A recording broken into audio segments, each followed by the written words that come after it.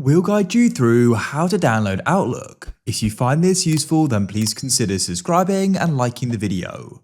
Outlook is a great way of sending and receiving emails, not just for your Outlook email, but also for other email accounts as well.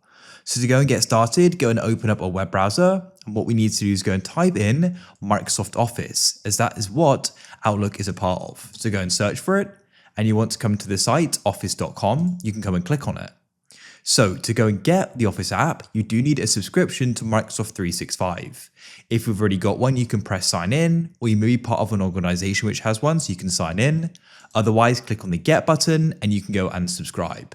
However, you can always go and use Outlook in your web browser. All you need to do is go and search for Outlook and you can come to the Microsoft site here and you can go and sign in and use it in your web browser. But to download it, we need to sign in. As I already have a subscription, so if you do, you can sign in or subscribe. Once you're here, you can go to the top right and press Install Apps. You'll get brought to the download page, choose your language and a version and press Install. The setup will go and download. Open up your File Explorer and you can find the setup file. Double click on it to go and run it. It will then automatically start downloading and installing. Be patient and wait. When it's finished, it will say you're all set and the apps have been installed on your computer. So as well as Outlook, you'll get the other Office apps.